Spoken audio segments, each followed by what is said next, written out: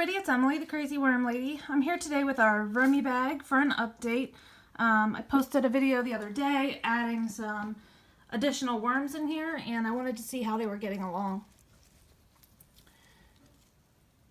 So my goal this week is to come up to our window so we can start checking out how that works. So this feels rather dry, even though I added some moisture to it. So I'll definitely have to add a little bit more or add a lot of water-rich foods today to see if we can get the moisture level better in here. But our worms are looking nice and big. I'm seeing a good number of springtails in here, but I've seen kind of a uptick in them in all of my systems recently, so I'm not worrying about it. So I'm trying to find, we put an apple down in this corner the other day, and so I'm sure we have some worms over here.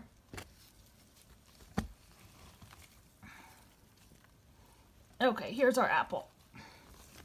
This was a whole apple that I put in here.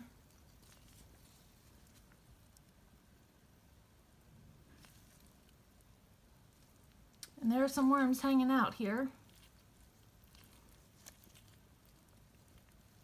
Not a ton, but this is definitely breaking down pretty well. Let's see if there's some worms below. A lot of times I find when the juices leak out, you get a lot more worms in the area.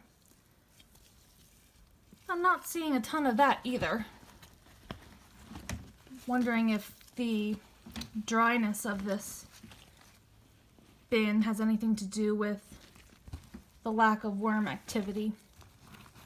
But I'm going to dig down a little bit more. This is some of the castings and worms I added over on this side. It definitely seems like there's more worms over here, and in those castings that I added there was some blended food that I had baited the worms out with, so I'm wondering if that's why they're all hanging out over here. Here's a paper towel I have in here.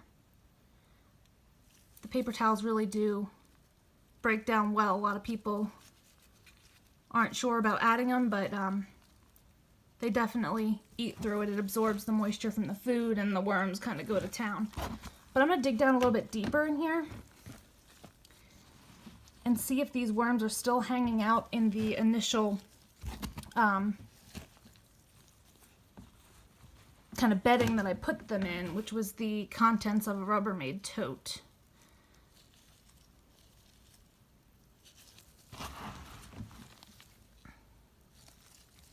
Here's a nice big group of them.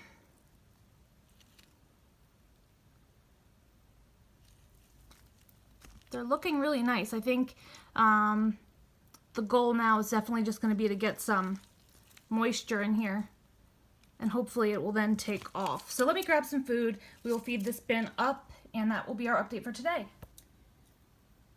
Okay guys, so I just wet down this bedding pretty well. This is what was existing in here, so it's no longer looking kind of that dry light color.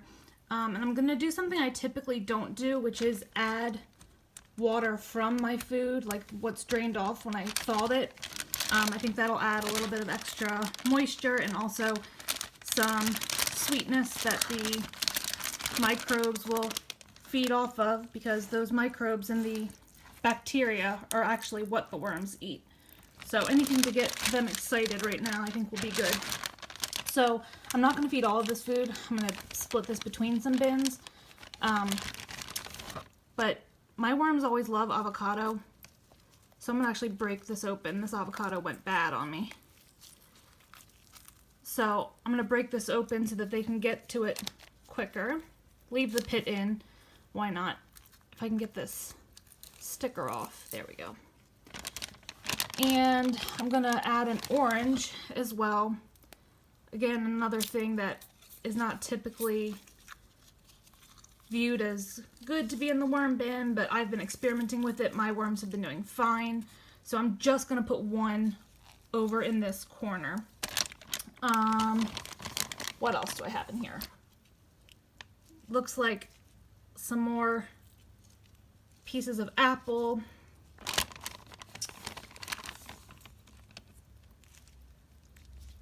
And this looks like the end of a either pear or banana, I'm not really sure. I'm going to put this in here as well. I think this will be more than enough food. It's going to take a while for them to get into it.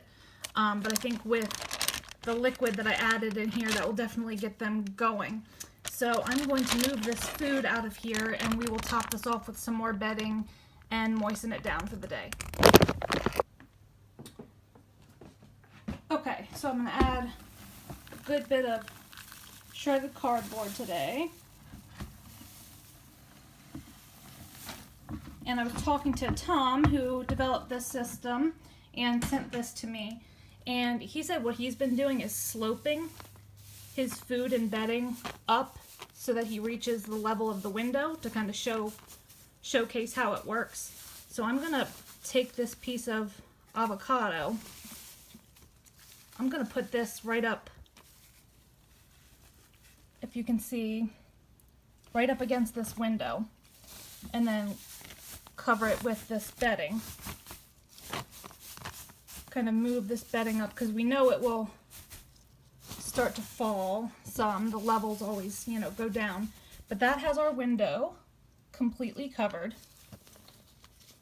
I'm going to use this rag I have just to lay over the top in a second, but I am going to also give it a little sprinkling of some eggshell. This is kind of like a little mix of a mini worm chow type thing that I made. It's controversial. Some people don't like using it. They think some of the grains can be negative in the bin, but I use it occasionally and I haven't had much of a problem. So that had eggshell and some ground up old oatmeal and cornmeal, some kelp meal, just a whole bunch of kind of things I have around that also have some, you know, beneficial nutrients and all in them as well. So I'm going to wet this down with my watering bottle here.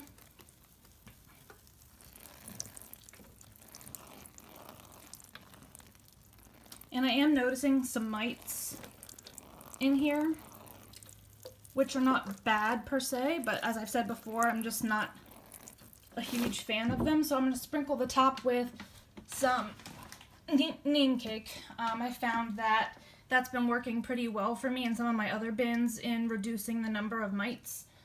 So I'm going to get a good handful of this together. Kind of sprinkle this all over the top. Neem is a food that the worms can eat. It's completely safe, but the mites tend not to be a fan of. So we'll see if it works. It's certainly not going to hurt anything. So I put a good handful of that on there. I'll probably wet this down a little bit more, and I'll be back next week for another update. So drop your comments below. Like this video, subscribe if you want some more content from me. Check out my website, thecrazywormlady.com, and I will talk to you guys soon.